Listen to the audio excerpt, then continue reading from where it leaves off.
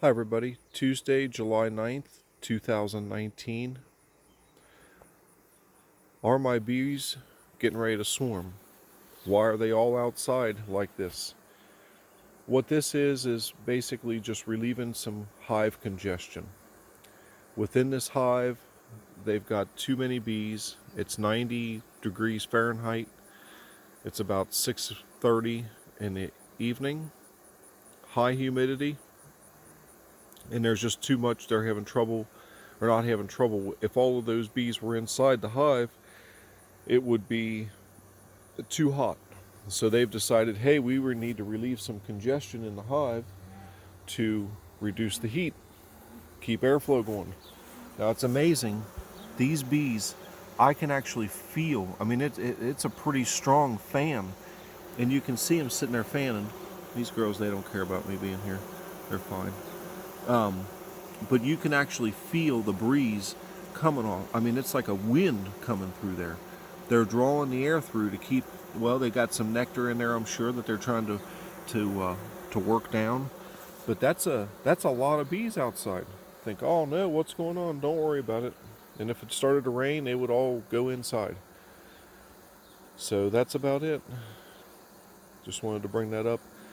Another thing is this particular box is it's a double, what they call a double deep brood nest. I have no queen excluder on there. There is 10 frames in the bottom, 10 frames in the top, and to make up one of them strong nukes I made up last week, I actually pulled 5 frames out of this box. So even despite pulling 5 frames out, there's still 15 frames. Well, we continue to have over the last week, much more, or certain more amount of brood has hatched out. They've gone in, and I'm sure they're working on those frames that I put right in the middle of their brood nest, checkerboarded them in. So essentially that's what's going on. Don't worry about it. There's definitely not a swarm. Let's go over and see if we can see what else is going on with these. Certain hives, there's one over there I'm going to show you here in the near future. I just discovered a couple days ago that number 4 failed to get a mated queen back, and it has become a laying worker hive. I've got 20 frames of drone brood is everywhere. It's a mess. It is an absolute mess. And what we're going to do is we're going to shake it out. We're going to pull them out of there. We're going to shake them all out. We're going to put it back together and close it off. Do not allow, in fact, we're going to leave that box away from there. Force those bees to choose other hives to go into. The laying workers, the other hives will identify those laying worker, female worker bees, kill them all, and the other bees will find their way and become foragers for a little while, the rest of their lives. After about a week, I will return that box to that site and transfer one of my stronger 5/5 nucleus hives into there and get it going back again with a queen right. We've got some pretty good activity on those. There's one back there. It's a little bit smaller, but I did check it over the weekend. There's queen and they're doing okay. These here we go again. Not quite as strong as that first one over there, but a little bit. Same here. It's just amazing to feel that wind coming off of there.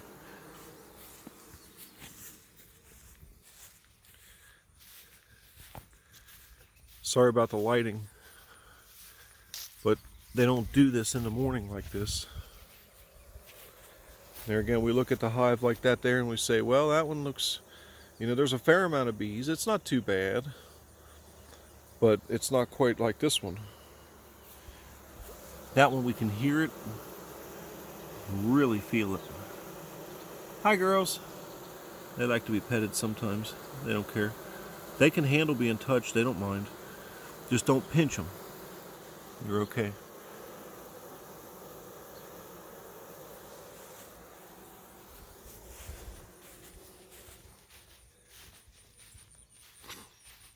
I've got another video somewhere back in the playlist of orientation flights and robbers. So there's nothing like that going on either. We still have foragers coming and going. We've still got a lot of this Dutch clover. I know I probably talk about it in every video, but there's some of it. This Dutch clover, unless we get into a severe drought, there's one working it right there. Unless we get into a severe drought of some sort, this provides a lot of nectar source for the bees in our area all summer, and it's a good source.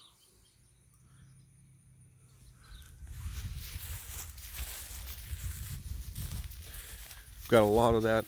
It's all over the place, and I purposely rotate my mowing, where I'll go in and I'll mow an area, let the other spot grow back. Like over there, I mowed that, wait a day or two till some of the fresh flowers pop up over in there. But over within the pasture, there's just an immense amount of the clover as well. Now the bees, they're essentially, their tongues can't utilize red clover as well as the white clover. There's certain flowers that, believe it or not, you think, oh, it's a flower, the bees love it.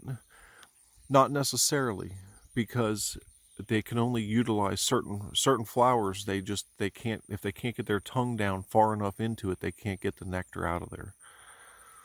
But beautiful day. Dog days of summer. Thanks for watching, everybody.